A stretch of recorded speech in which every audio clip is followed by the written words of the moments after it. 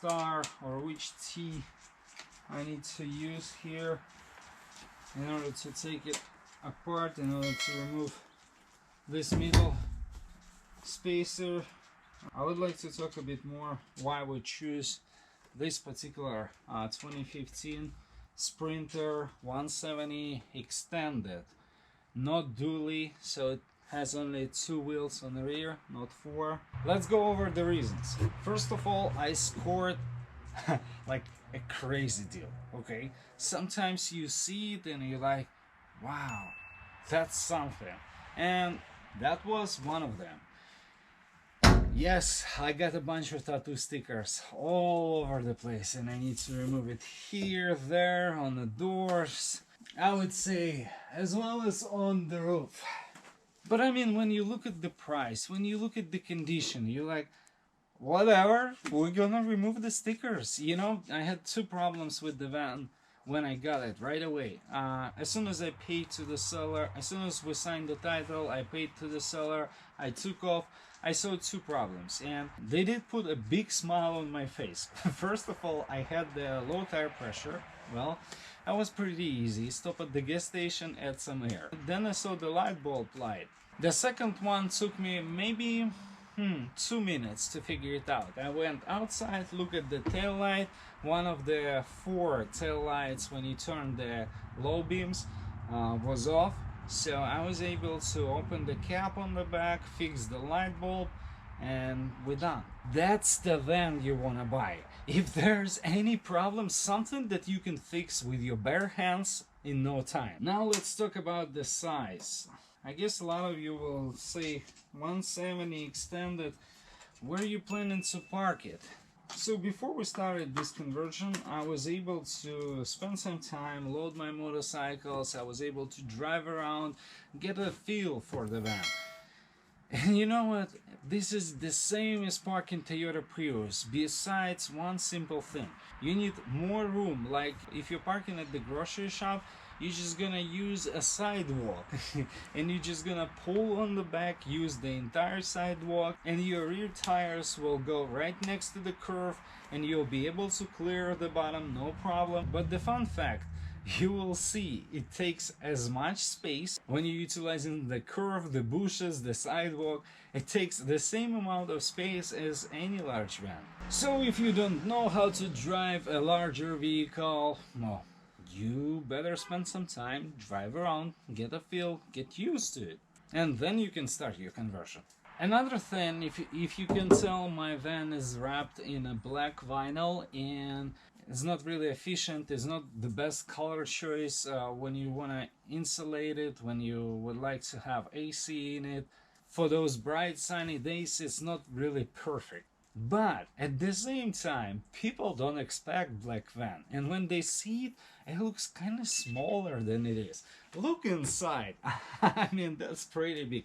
Look from the outside. It's just a black van.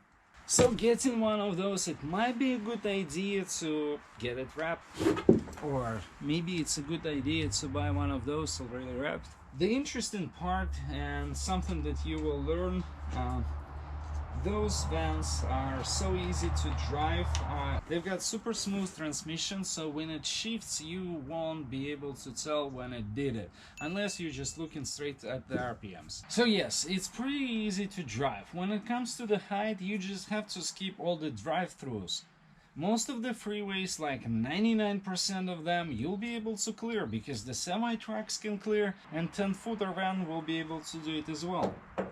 What about the mileage? My van got 180,000 miles on it. You probably would say, for the 2015, you know, that's kind of a lot. Well, this is a break-in period for the diesel Mercedes engine. Those go 500,000 miles without any major work. Yes, you can swap the turbo. Yes, you can do a couple of things here and there. But without any major engine rebuild, you can expect 300, 400, 500 miles, depending how you service. So 180,000 miles, it's practically brand new. Now I've got the van, I drove it across the state. Yes, when you want to score a deal, you have to look beyond your city. You have to look at least in your state. and sometimes you get flight across the country to pick up the one that you like. Because when it comes to building a van, your platform is essentially something that's gonna dictate the entire build.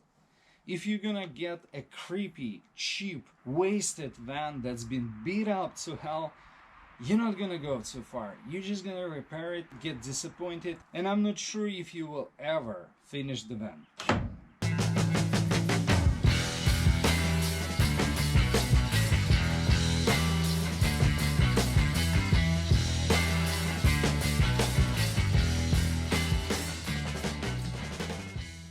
And that's where I have to tell a sad story. Remember the van that we started? The one that I got from Valkilmer? Beautiful machine, very well maintained. Yes, I did spend time fixing it. Yes, I did fix some rust. Yes, we tore apart the entire interior. We actually did a lot of things, including like diesel heater, solar panels. We almost finished the shower. The problem was, well, the more you work,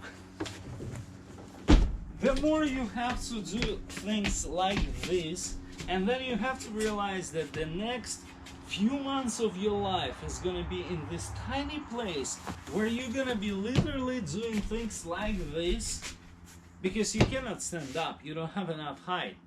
That's where I said, not anymore. And that's exactly why I'm standing inside of the Sprinter.